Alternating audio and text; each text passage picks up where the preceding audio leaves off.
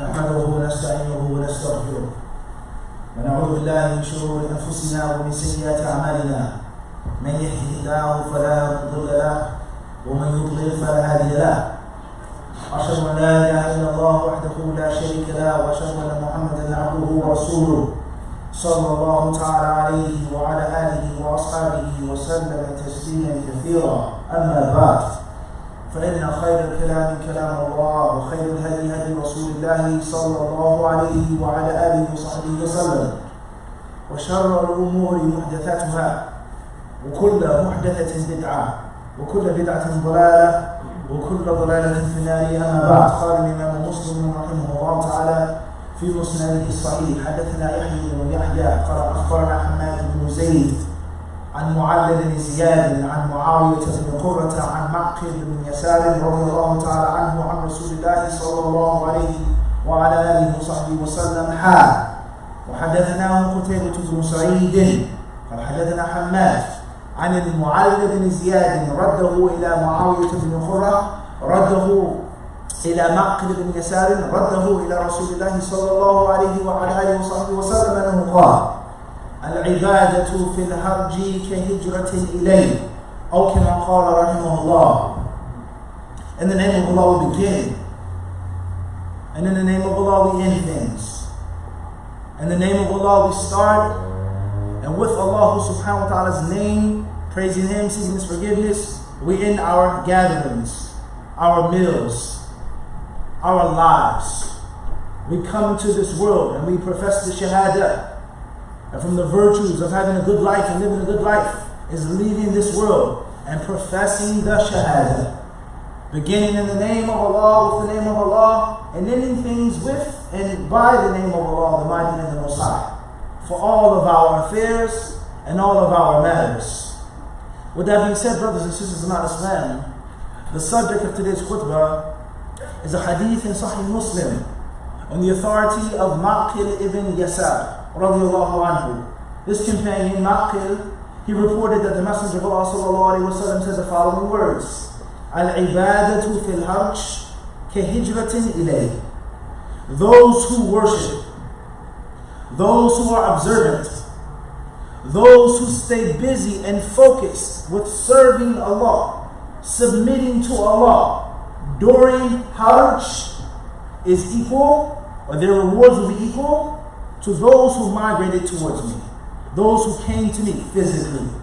The Muslims, the servants of Allah, who stay busy with Allah's worship during times of killing, during times of murder, during times of senseless and reckless bloodshed, during the times of fitna, trials and tribulations, but not the trial and the tribulation which you can clearly see.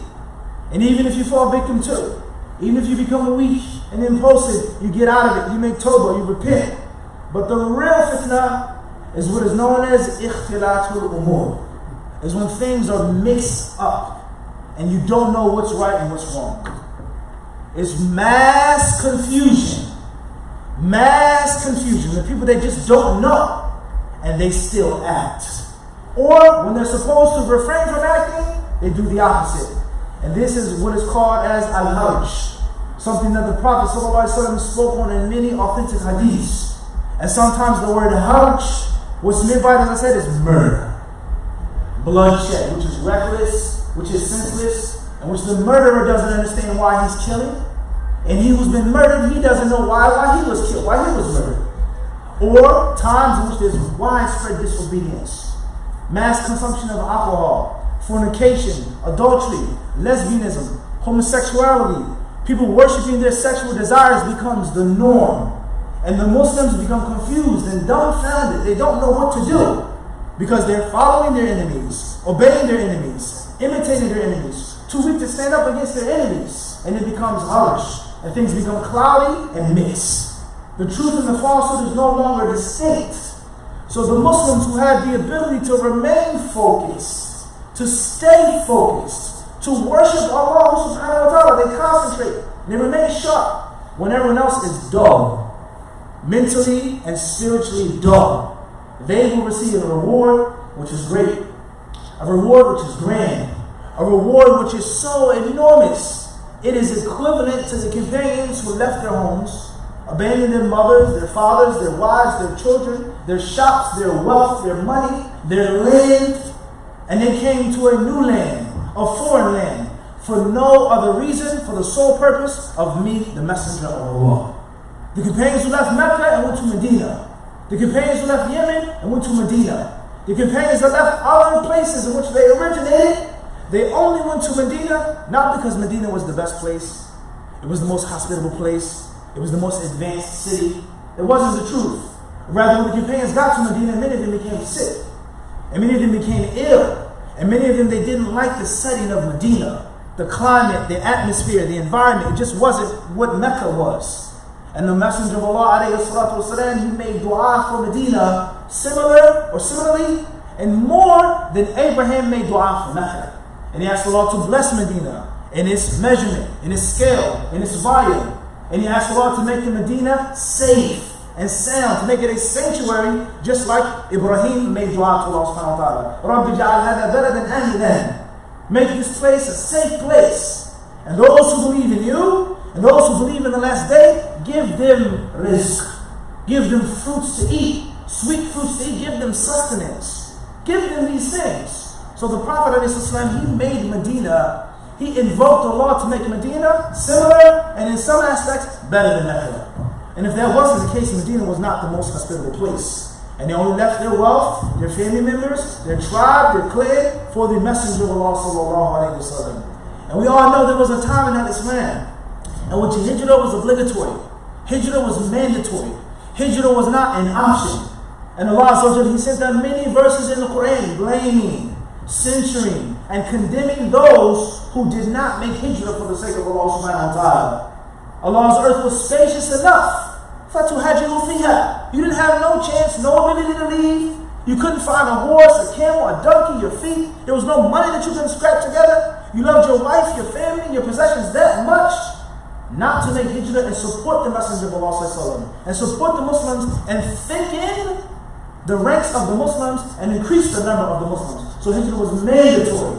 And then when the Messenger of Allah alayhi wasallam, many years later, after a very long, tiresome, burdensome, and arduous struggle, and the Muslims, they became triumphant, he said to the companions, لا هجرة بعد الفتح ولكن جهاد ونية. لا هجرة بعد الفتح يعني لا هجرة واجبة. There is no migration after the conquest, after the great conquest, but there will remain fighting, and there will always remain good intentions. The Muslim will always be a warrior. The Muslim must always be a warrior. The Muslim must always be in the fighting spirit on one level or another that will never be abrogated. وَلَوْ كَرِهَ الْكَافِرُونَ وَلَوْ كَرِهَ الْمُشْرِكُونَ. Even if the faith rejectors and the infidels and the idolaters, if they hate it, and they say, no, it can't be, there will always be jihad fi sabilillah. And there will always be niyyah. There will always be an intention. So the Prophet ﷺ said, لَا هِجْرَةَ بَعْدَ الْفَتْحِ. There's no hijrah, meaning there's no mandatory hijrah. And if you want to leave your home, that's one thing, but it's not obligatory anymore. That's because Mecca became Darul Islam. After it was conquested, after it was opened up through peaceful means or through physical contact, the scholars of Islam, they differ. Was there a battle of Mecca or not? Was it won over through diplomacy? Was it won over through peaceful submission and surrender? Or was there actual fighting? But one thing's for sure is that there was a conquest. It was taken over and it became the lands of Islam, the heart of Islam, the center of Islam. Rather, it didn't become anything. Instead, it returned to what it used to be. The place of Tawheed and submission to Allah before the filth of the idols. Before the filth of polytheism and idolatry. That's what the Kaaba was and that's what Mecca was. And now it returned to its original state. So therefore, you don't have to leave your home. There's no running away from the lands of kufr and shirk, etc. There's no migration after the conquest of Mecca, but there will remain fighting, struggling, striving, and there will remain intentions in them. No matter where you are, no matter what you look like, no matter what you do, there will always be the intention of the heart and of the mind for the believer. So the Prophet ﷺ, he tells us, i.e., in other words, encouraging us inciting us, inspiring us to stay busy with ibadah, to focus on ibadah, and to concentrate on ibadah when the majority of the people are concentrating on blood. And the majority of people are concentrating on dunya, their desires, their temptations, their lusts, their wants, and their whims. And when we have, or if, not necessarily when, but if we have the strength to do this, if we have the intention to do this, the willpower to do this, the determination to do this, we shall receive the reward of those muhajirin, those who left Mecca and went to Medina. And we know there's nothing equivalent to companionship. There's nothing equal to being a companion of the Messenger of Allah sallallahu alaihi wasallam. He says, don't curse my companions. Don't speak ill of my companions. Don't disrespect my companions.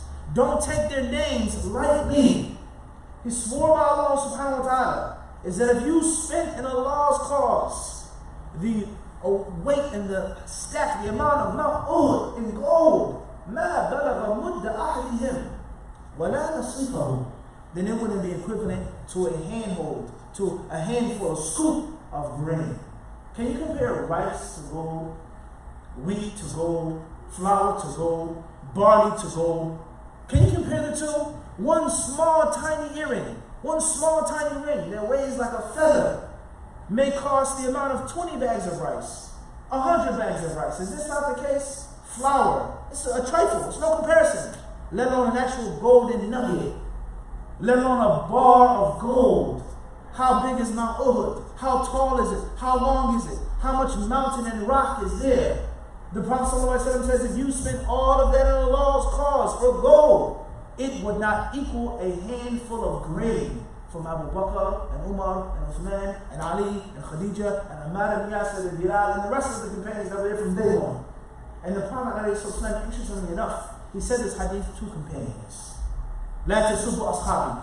He said there's two companions that weren't as senior as those companions. They weren't there before min qabl al-fath, from before the Hudaybiyah treaty. They weren't there before them, let alone the conquest of Mecca. So if the Prophet ﷺ tells this to his companions, not to speak it of them, then how about us? And from the reasons why Allah is pleased with them, and they are pleased with Allah subhanahu wa ta'ala, from the reasons is that they physically made hijrah. They left that which was comfortable to them, that which was familiar to them, that which was easy for them. And they left those things off for things that were unsure and uncertain in the worldly life. As far as their hearts, their souls, and their spirits, then of course they had certainty. They knew that Allah's promise was true. They knew that Allah's reward was true. So ask yourself the question, do you want this reward? Do you really want this reward? Is it a special club? Is it an exclusive clique for this reward? A caste? Only men can get it? Only women can get it? Only scholars can get it? Only those who know the Quran can get it? Only rich people can get it? Who can get this reward? Similar and equal to making hijrah to the Messenger of Allah, something that's mentioned in the Quran and the Sunnah abundantly, verse after verse, hadith after hadith. The Messenger of Allah talks about hijrah, the importance of hijrah, the significance of hijrah, physical, spiritual, or mental.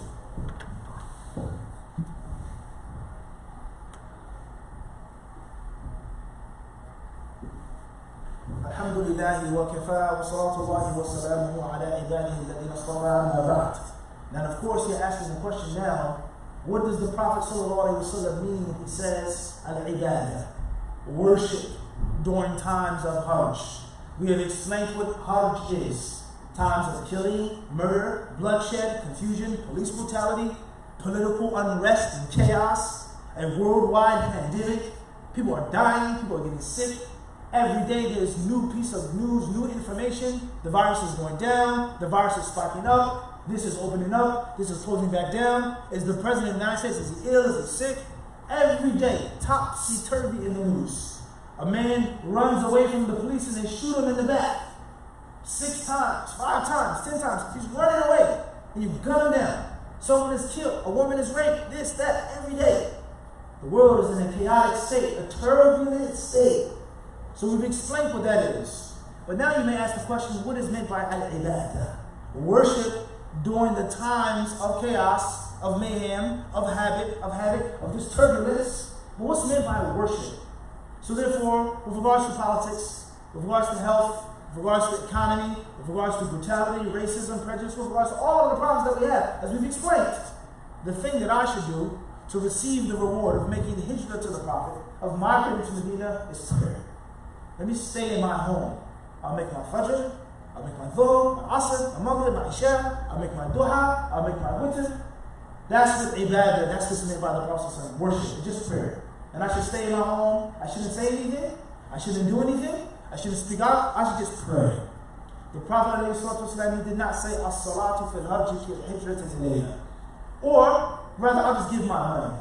I can't physically go out, I can't physically do anything, so I'll spend.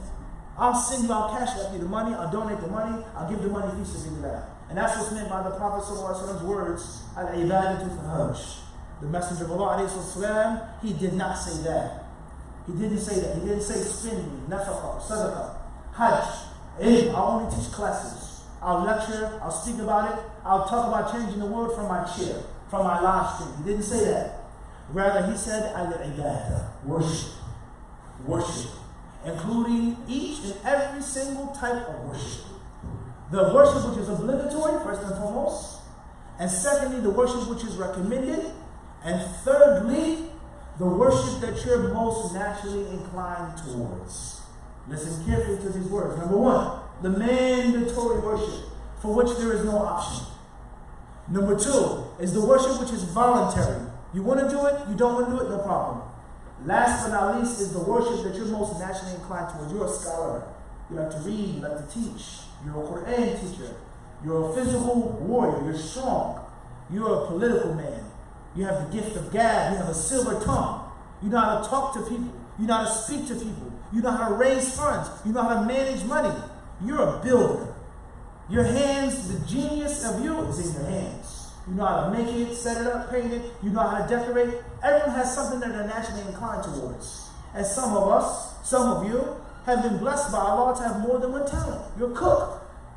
You know how to make the Muslims eat and enjoy the meal. And say, alhamdulillah, that was delicious. Bring us some more. That's your natural talent. That's your skill that you have developed over the years. So, of course, it's only natural for you to deal with preparing food for the Muslims, giving food for the Muslims, teaching the Muslims how to cook. So, number one is the mandatory worship. A person can't say, I'll make dhikr of Allah, I'll fast, I'll make winter and tahajjud, but I miss fajr, and I miss asr, or I miss maghrib. I'll give this sadaqah, but I don't pay my zakat. I'll support this and I'll fund this, but I have not made hajj yet. I will give a stranger food in the street, but not my wife and my household. And unfortunately, many Muslims, they've been afflicted, and they've been affected by this perverse track of thought, this way of thinking, of doing recommended things before obligatory things. That's number one. Number two, after you have locked down, you've solidified your foundation, the wajib, the fard. Now it's time for the nafil. You've learned the basics of your deen, learn some more. You've learned the basics of the Quran, memorize some more. You've given your zakat, now give extra sadaqah. You've made hajj and umrah, make it again. You've taken care of your family, now give them some more. Give them extra. Take care of them, polish them. Give them more than the mandatory necessary amount. Number three is to stay busy with that which Allah has blessed you with. It makes no sense for a politician to busy himself with scholastics. And he's not naturally talented at knowledge. He's not skilled at knowledge, but he's naturally talented at being a politician. Naturally. He speaks to the representative. He speaks to the mayor. He speaks to the governor. He speaks to the senator. Now the Muslims have off for the Eid. There's a difference in the moon sighting. Get Saturday and Sunday off. No problem. Who do you think made that possible? Who do you think made it possible for the Muslims to have off for Eid? Who do you think did that? It was a politician. Who do you think made it possible for this Masjid to be open? And for these people, those who deal with politics. And it makes no sense for the scholar who's talented in knowledge, who's skilled in Islamic knowledge, to busy himself with political issues. He's not naturally inclined towards that. So these are three categories that each and every one of you should pay attention to. And the Prophet ﷺ, he never ever specified. He said, al-ibadah, worship. So therefore, are you that poor and you can't give $1? You can't give 5 cents, 50 cents, 25 cents. You can't give a loaf of bread. You can't give one class once a week. You're that busy. You can't donate 1 hour out of your entire week to teach the Muslims. You can't come for one day and build the mosque, clean the mosque. You can't send $50, $100 overseas to poor orphans and widows. There's no Muslim that is totally incapable of performing some type of ibadah, some type of worship. The next question is, why is it so great? Why is the worship during times of chaos and mayhem, like which we live right now, why is it such of a tremendous blessing and a tremendous reward? The scholars of Islam, they say, number one, في الوقت الذي يغفل فيه الناس, is that the people are heedless. I'm only thinking about bills. I'm only thinking about protesting. I'm only thinking about my country. I'm only thinking about sending money. I'm only thinking about my son going back to school. I'm only thinking about the NBA and the NFL. Is it going to be shut down this year? Is it going to be playoffs? People, they're heedless. They're thinking about other things instead of the actual worship. And the second reason, وَلَا يَتَفَرَّغُ لَهَا إِلَّا الْأَفْرَادِ. They say that only a few people have the ability to do it. Only a few people have the ability to do it. And that's because of the basic stress and the hustle and the bustle of life. So a few people that are blessed by Allah subhanahu wa ta'ala are truly lucky, they will have the ability, I've done my holy things, now it's time to go to the Masjid. But of course the Masjid is closed. So therefore you have to worship somewhere else. Worship in your car. Worship in your home. Worship wherever you have the ability, whenever you have the ability. And this is from the dynamic nature of Islam, brothers and sisters. The dynamic nature of this religion is that it is ultimately flexible and resilient. There's no stiffness and rigidness and roughness in the Sharia. If the masjids are shut down, it doesn't mean that you don't pray. It doesn't mean that you don't fast. It doesn't mean you do whatever you can, however you can, whenever you can. And this is the secret behind this hadith. Al-ibadatu fil harj fi hijratil layl. If you can focus, if you can concentrate, if you can physically force and push yourself to be motivated and do the worship, when the people are worrying about dollar bills, the people worry about politics and policy and this and that and so on and so forth, you can stay busy. Last but not least, brothers and sisters, no one should misuse this hadith and abuse this hadith and say that the Muslims should not speak out, the Muslims should not speak up, the Muslims should not be involved, and the Muslims should not make statements and stances because they have to stay busy with worship. First and foremost is you're not busy with worship. And you only use this hadith to silence those who don't agree with your agenda and your propaganda. That's first and foremost. Secondly, who said speaking up for public justice wasn't worship? Who said enjoining the good and forbidding the evil wasn't worship? Who said wasn't improving the quality of the lives of the communities in which we live wasn't worship? So it all goes back to the another, how confined our minds are, and how we seclude things that are not to be secluded. We make things small, the actuality are big and they're large. So worship includes the physical aspect, it includes the verbal aspect, subhanallah, alhamdulillah, la ilaha illallah, Allahu Akbar, assalamu alaikum, kif halak. It includes that. How are you doing, brother? It includes teaching knowledge, reciting the Quran. And worship includes the physical aspect, the prayer that I make, not with my heart, physically. The zakat, I pull it out of my wallet. The hajj, and anything else that you do physically. And worship also includes a mindset. It includes how you feel and how you think of Allah subhanahu wa ta'ala. Fear, hope. All of these things are in the heart and in the mind of the Muslim. So even though I'm locked up, I can't face the Qibla, they won't allow me to make wudu, they have me in solitary confinement, I don't know what time it is to pray. No one can take Allah out of my heart. Impossible. Nobody. And no one can take Allah's remembrance out of my heart. If the masjid is shut down, I pray wherever I can pray. If I can't reach this place, then I go to another place. Islam is resilient, Islam is flexible, but most people, they don't think like that. And that is why it's such a tremendous reward in staying focused, staying concentrated, and never losing sight of وَمَا خَلَقْتُ الْجِنَّ وَالْإِنسَ إِلَّا لِيَعْبُدُونَ. I have not created jinn and men except to worship me. Let there be a daily covenant. I'm alive to worship Allah. Working is secondary. Eating and drinking is secondary. My wife and my children, they're secondary. This is secondary. Saving money is secondary. So with this being said, brothers and sisters, this authentic hadith shows us one of the tremendous rewards and virtues of worship. So we should be inspired to worship Allah subhanahu wa ta'ala. Al-ihsan an ta'budu Allah ka'annaka tarahu. The Prophet, he said that the ihsan is to worship Allah like you see Allah. In other words, you run forth. You take the initiative to the worship. And if you can't see Allah, إِنَّكُمْ لَن تَرَوْا رَبَّكُمْ حَتَّى تَمُوتُوا, the Prophet ﷺ says. You will not see Allah until you die. You will not see Allah in this world. The Prophet tells us, if you cannot see Allah, then know for sure that Allah sees you. So we have red light, we have green light. We have fear, we have hope. We have intimidation, we have inspiration. The message of today's khutbah is inspiration. It's not to fear Allah and to be afraid of the fire, but it's to look forward to Jannah. To look forward to the day of judgment. To look forward to your scale of good deeds being heavy. We ask Allah to make us focused and concentrated. We ask Allah to keep us on the straight path. We ask Allah not to lose focus of while we're living and breathing upon this earth. We ask Allah to remove the corona pandemic. We ask Allah to heal the sick Muslims. We ask Allah to have mercy upon their poor souls. We ask Allah to deliver the Muslims who have been oppressed by their oppressors. We ask Allah to take revenge and retribution against those oppressors. We ask Allah to make the statement of La ilaha illallah the highest in the land. And allow the flag of Tawheed to ripple in the wind. Subhana rabbika rabbil izzati amma yasifun wa salamun ala al-mursalin walhamdulillahi rabbil alamin.